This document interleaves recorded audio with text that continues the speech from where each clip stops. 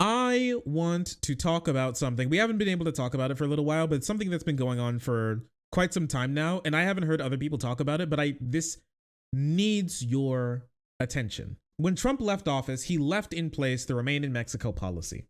If you remember, the Remain in Mexico policy was basically like a way to stop asylum seekers from coming into the country to seek asylum. Basically, that's what it was all about. He did it under the guise of health reasons. You know what type of health reasons he's probably talking about. He did it under the guise of these people are criminals, bad people, horrible. You know the speech that he made about people who are crossing the border. His constant ranting and raving about like caravans that were coming, which were simply asylum seekers making their way to the border to do what they legally must do, which is seek asylum. With all that being said, the Remain in Mexico policy caused trauma, separation, family separation. We all know what happened and the condition a lot of these, you remember, concentration camps on the border, basically, that were flooded with people that were, they packed them in like sardines, worse than how we treat animals, honestly, and we should treat animals much better. And we saw like all of it happen and unfold before our very eyes, and a lot of us didn't know about what was necessarily going on until it was too late and until it was already happening. With that being said, Republican governors and Republicans were livid about Biden coming into office and taking away the Remain in Mexico policy and the child separation and the family separation policy that Trump put in place that did literally nothing but torture migrants coming to the border to do what they legally must do, which is seek asylum in the country if they want asylum. With that being said, what they did was they took Biden to court and they tried to stop him from taking away the Remain in Mexico policy. At the end of the day, he was able to take it away. We're all very thankful for that. And many people on the border and border families who have not been reunited with their family in years, we're incredibly thankful for that. But with that being said, Republicans weren't going to take that offense to them, which was stopping them from being able to legally torture physically and emotionally migrants coming across the border, sitting down. And so, with that being said, they planned retribution on big Democratic cities, sanctuary cities, and Joe Biden by doing something that I can only describe as pure villainy. What they're doing now is they're taking migrants who come across the border, asylum seekers from destroyed countries that we helped destroy, taking their legal documents, putting them on a bus, and sending them across the country. And not just random places. They're sending them specifically to places like New York City. They're sending them to places like DC. They're sending them to Chicago. They're sending them to Boston. They're sending them to all of these certain like big liberal cities in blue states so they can suffer more. Since they can't just force the migrants to suffer, they have to have them suffer in other ways. And now they were able to kill two birds with one stone, which is now they can make the migrants suffer and they can make democratic cities suffer by flooding them with people who had no want or reason to be in their cities in the first place. Let's read a little bit of this. For months now, governors of Texas and Arizona have been sending charter buses full of migrants and refugees to Washington, D.C.'s Union Station, just a few blocks from the Capitol building. When they disembark, they find neither the local nor federal government is there to meet them. Texas Governor Greg Abbott says he started sending buses to D.C. because Biden administration attempted to lift the pandemic era Title 42 that separates, child separation, family separation as well, but also the Remain in Mexico policy. According to Abbott's office, more than 6,100 migrants have been bused to D.C. from Texas alone. They arrive 6 days a week, as early as 6 a.m. and as late as 11 p.m. In addition to Washington, D.C., New York is the ideal destination for these migrants who can receive an abundance of city services and housing that Mayor Eric Adams has boasted about within the city's sanctuary. Abbott wrote, "I hope that he follows through with his promise of welcoming all migrants with open arms so that our overrun and overwhelmed border towns can find relief."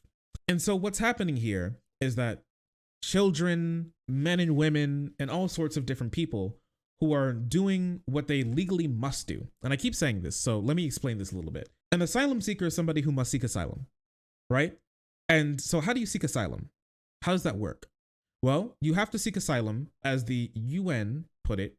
You have to seek asylum by being on the soil. You have to be in the country that you would like to seek asylum in to seek asylum. You cannot seek asylum from Mexico, okay? You cannot seek asylum from your home country. You have to be across the border in America to seek asylum.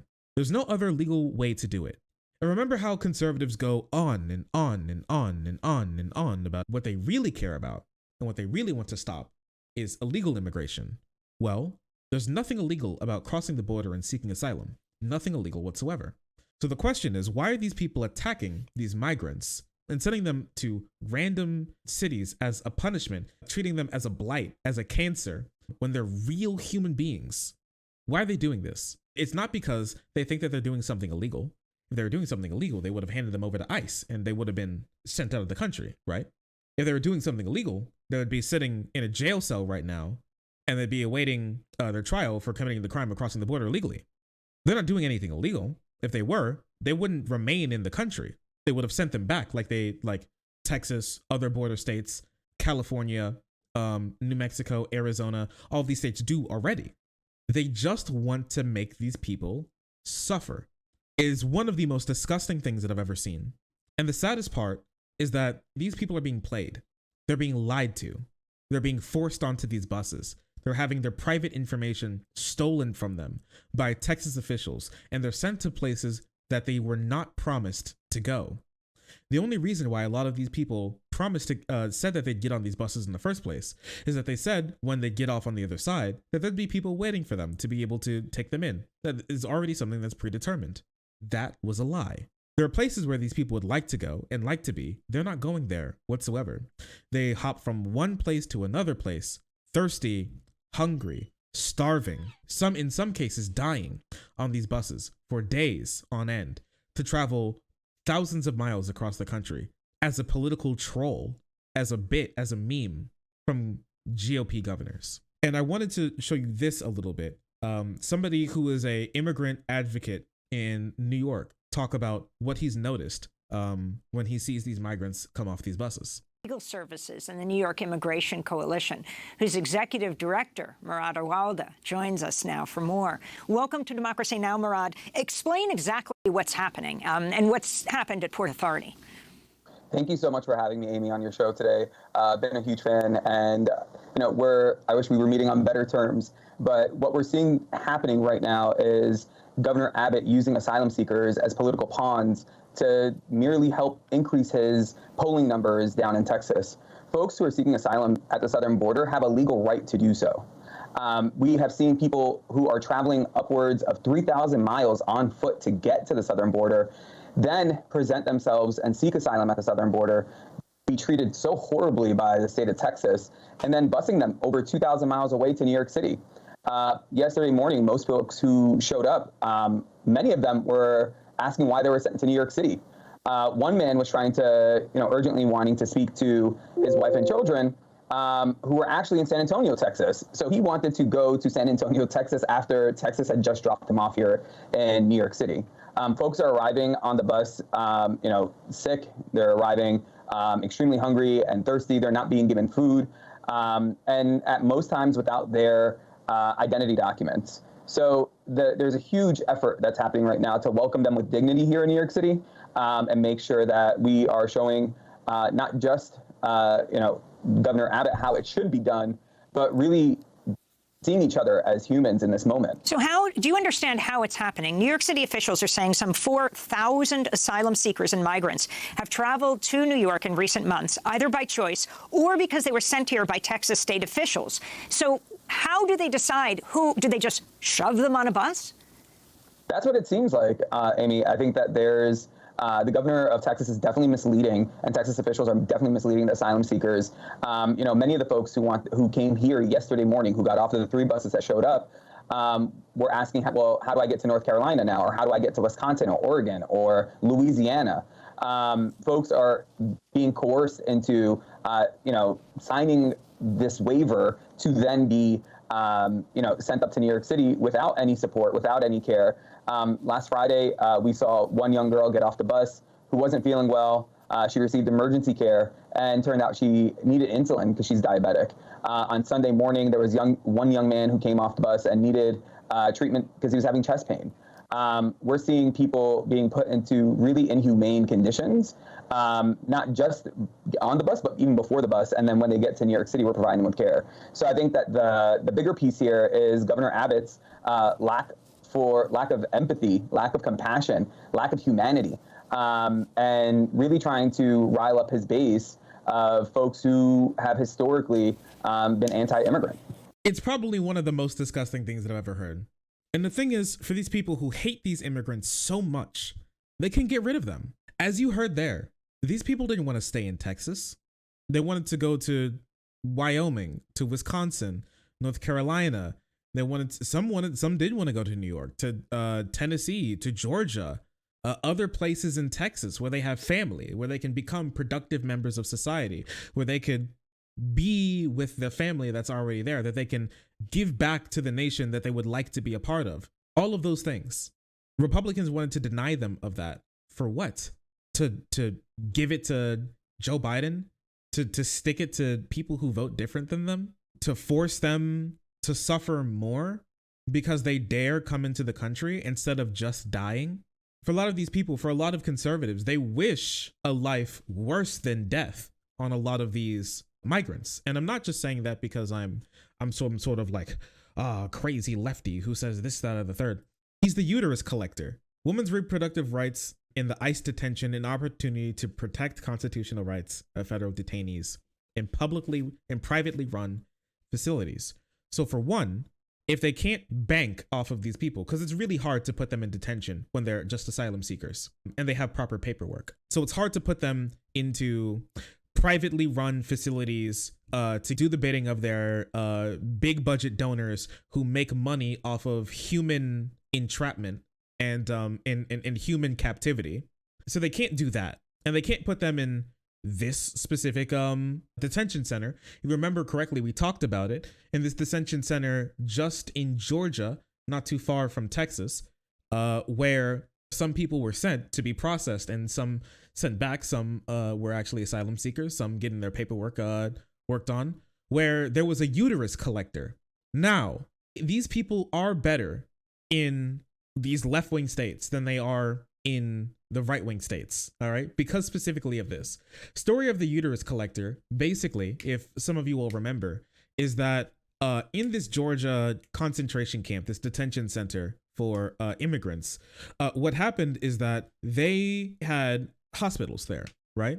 But to be able to, be checked on, be worked on, if you actually have a problem, you need to sign a waiver that says that you give the rights to be, worked on by a doctor if you need it.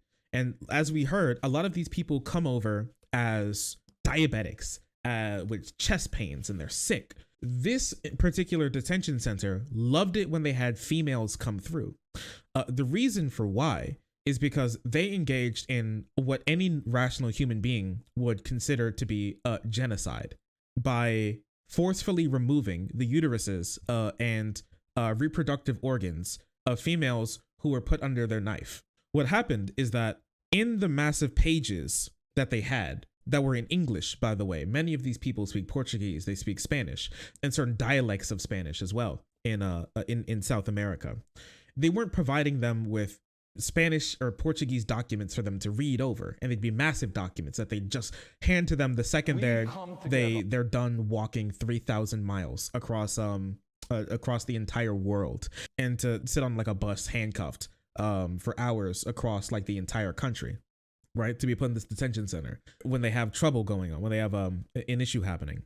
And hidden away, tucked away in these packages packets of waivers that they give people would be clauses that would give the doctors complete authority to, after they open them up, determine for themselves whether or not their reproductive organs could be removed or needed to be removed. A lot of women went in with chest pains, with arm pain, with some abdominal pain, with issues, with strokes, these certain things. They'd sign away if they need actual medical treatment, but then they'd wake up without uteruses anymore.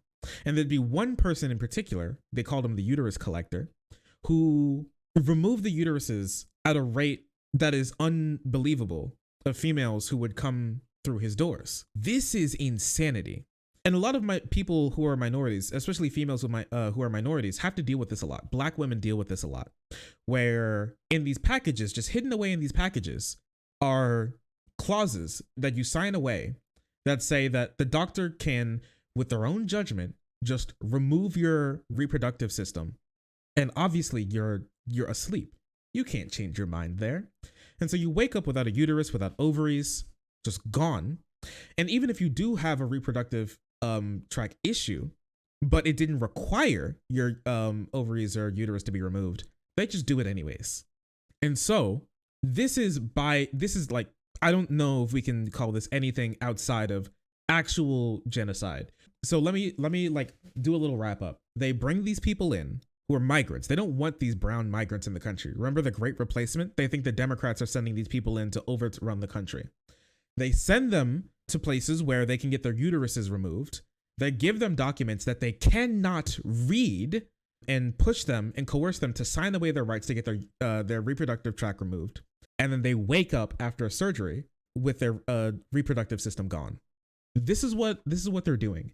And so while I'll say, yeah, they are probably better in like left-wing states than right-wing states, we should not be overlooking the absolute villainy and degeneracy that conservative states are engaging in, and that we are engaging in as a people, to these people who are doing nothing but trying to escape the gang, drug, and corruption-ridden countries that we have plunged them into, especially with the work that we've done in Central and South America during the mid 1900s.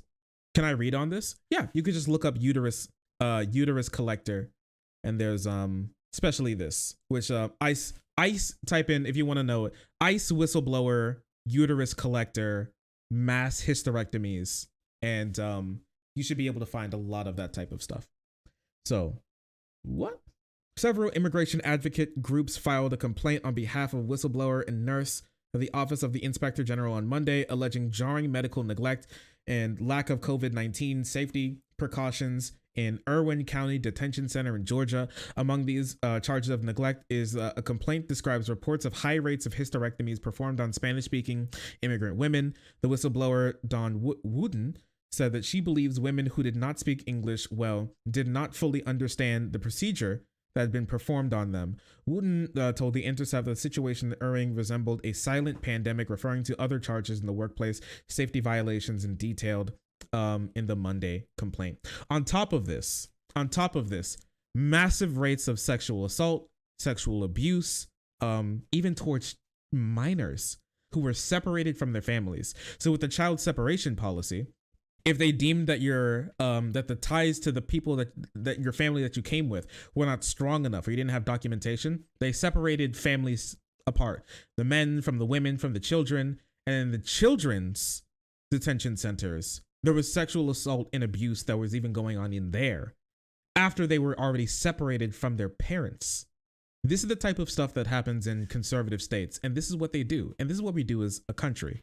This is unacceptable. And so now, since this is a little harder to do, it's no longer as quiet, even though a lot of these things still are happening around the country, as quiet as they are. They don't want the suffering of these people to end. They would like to expand it. And now by sending them wildly across the country, by stealing their legal documents, they talk to these people. They say that they gave them their IDs, their legal documentation, social security numbers from the states that they were in, and the officials took them and then pushed them onto buses, lied about where they were going, sent them across the country, and they never see their legal documents ever again, which makes it even harder for them to maintain their asylum status, because now they can't prove where they came from, which makes it a greater likelihood of them being kicked out of the country, because Texas and Greg Abbott stole their only means of being able to prove who they are. I think this is like one of the only times where I'm like, this is genuinely diabolical actions. And as Greg Abbott says that, oh, our state is suffering because of all of this, he's spending $12 million. $12 million as of August 9th. This number is over doubled by now. Tens of millions of dollars on making these people and other states that are struggling with homelessness already suffer. These people get off the buses and they have nowhere to go. They sleep out on the street. For what? And all of this money that you could have been spending on housing, on social services, on child protective services, on any of these things that have gotten these people to where they wanted to go, where they need to go, and help your state. Instead of that, you spend tens of millions of taxpayer dollars, infrastructure money on this. And this isn't even just one state. Arizona's doing it as well. And some other states are thinking about trying to do it as well. This is disgusting. Now, thankfully, Eric Adams has rallied against Abbott and his treatment of these migrants, and they're doing the best that they can. But New York is in the middle of a housing crisis at the moment. They're in the middle of a homelessness crisis at the moment. And all of this is just becoming worse. This is horrific when you think about what the governor is doing, the governor of Texas, after a month of traveling across the border, placing on the bus with no direction to come here to New York. And New York is a city that has always represented the democratic values and the values of our city, of showing our compassion. And that's what we're doing today. When you think about this country, a country that has always been open to those who were fleeing persecution and other intolerable conditions, we've always welcomed that. And this governor is not doing that in Texas, but we are going to set the right message, the right tone of being here for these families. This is insanity, right? And it's true. New York has been that place to take in migrants, Statue of Liberty. It's an American icon for being able to take in waves upon waves upon waves of immigrants. This is incredibly sad, though, that this is what has had to happen. This is an invented crisis. The border crisis is an invented crisis. The homelessness crisis is an invented crisis. The housing crisis is an invented crisis. All of these crises are invented. It's by our own doing and by our own hands. These are policy decisions. They're not mistakes.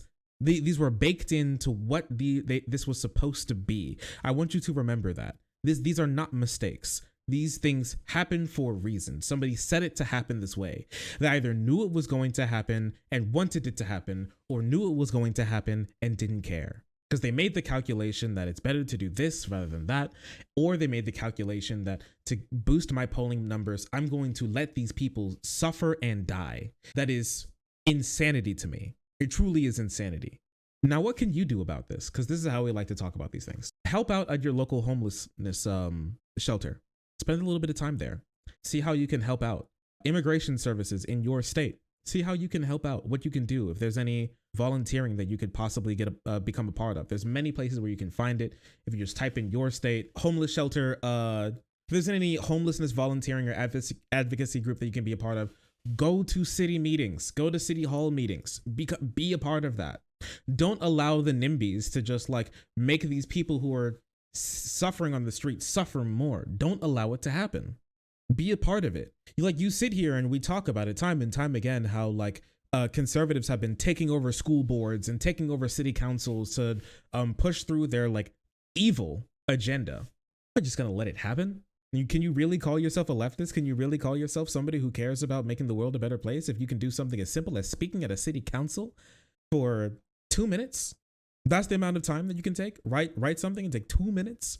Honestly, sometimes you may not even have to write anything. If you become a part of an advocacy group, or if you're a part of an advocacy group, or if you're a part of an organization or something along these lines that work on this, they could have stuff already written for you, and you all could just read them when you go there. I'm not trying to call you out or make you feel like a bad person or something, right?